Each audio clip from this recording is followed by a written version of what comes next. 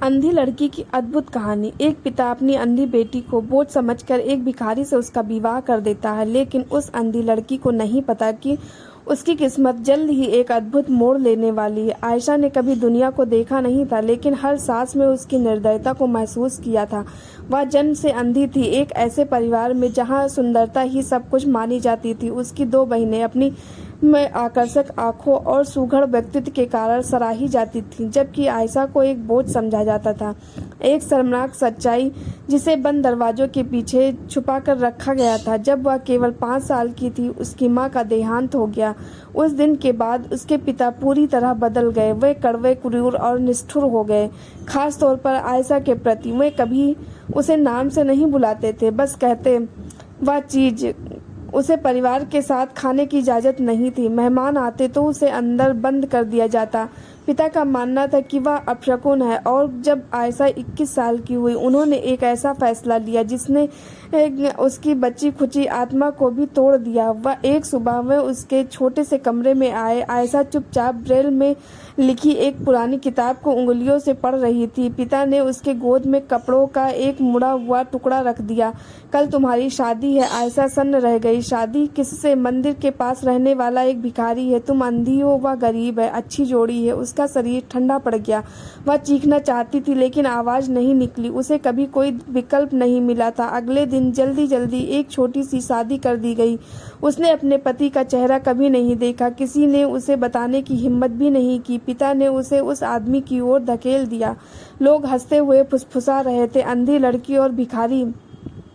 शादी के बाद पिता ने उसके हाथ में कपड़ों की एक छोटी पोटली थमा दी। जब यह तुम्हारी जिम्मेदारी है, और बिना पीछे देखे चले गए। उस आदमी का नाम इरफान था।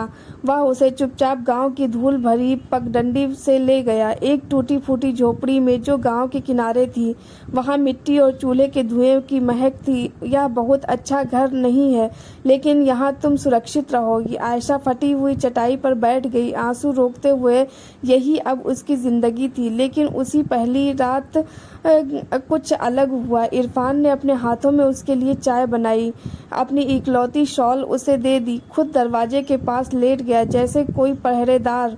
वह उससे सम्मान से बात करता था, उससे पूछता उसे कौन सी कहानियां पसंद है, उसके सपने क्या हैं, कौन सा खाना उसे खुश करता है। किसी ने उससे पहले कभी नहीं यह पूछा था। दिन हफ्तों में बदल गए। हर सुबह इरफान उसे नदी के घाट तक छोड़ता, सूरज, पंछियों, पेड़ों और का एक ऐसा वर्णन करता कि आयशा को लगता वह सब देख पा रही हो। वह गुनगुनाता जब वह कपड़े धोती, रात को तारों और दूर के शहरों की कहानियां सुनाता। कई सालों बाद आयशा हंसी और बिना जाने वह उससे प्रेम करने लगी। एक शाम उसने पूछा, क्या तुम हमेशा भिखारी थे? इरफान चुप रहा। नहीं, हमेशा नहीं, और बस। लेकिन फिर एक दिन बाजार में उसकी बहन समीरा ने उसका हाथ जोर से पकड़ लिया। अंधी चूहिया अब भी जिंदा है, भिखारी की बीवी बनने का नाटक कर रही है। मैं खुश हूँ, आयशा ने दृढ़ता से कहा। समीरा हंसी, निर्दयी हंसी। तुम्हें पता भी नहीं वह असल में क्या है। वह कुछ नहीं है, बिल्कुल तुम्हारी तरह। फिर उसने फुसफुसा कर कहा, वह भिखारी नहीं है, तुमसे झूठ बोला गया है। उस रात आयशा ने इरफान से सच पूछा, मुझे सच बताओ, तुम कौन हो? इरफान उसके सामने घुटनों के बल बैठ गया, उसके हाथ थाम लिए। मैं अब और झूठ नहीं बोल सकता। मैं भिखारी नहीं हूँ। मैं इस राज्य के सबसे शक्तिशाली आदमी का बेटा हूँ। वह एक बड़े जमींदार और राजनीतिक नेता का पुत्र था, जमीन, दौलत और प्रभाव से भरा हुआ। फिर मुझसे झूठ क्यों? आयशा कांपती आवाज में बोली, क्योंकि मैं चाहता था कि कोई मुझे मेरे दिल से प्यार करे, मेरी दौलत से नहीं। तुमने मुझे आंखों से नहीं, दिल से देखा। सुबह होते ही एक शानदार काफिला झोपड़ी पर पहुंचा। काले सूट पहने सुरक्षाकर्मी आयशा और इरफान को एक विशाल हवेली में ले जाया गया। इरफान की मां ने आयशा को देखा, कुछ पल चुप रही, फिर उसे गले लगा लिया।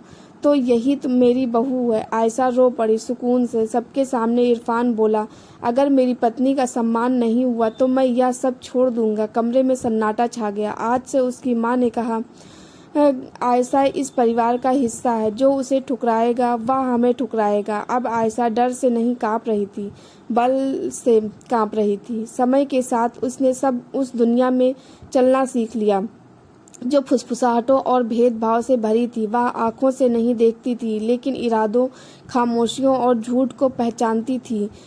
अब वह न ठुकराई हुई बेटी थी, न वह चीज।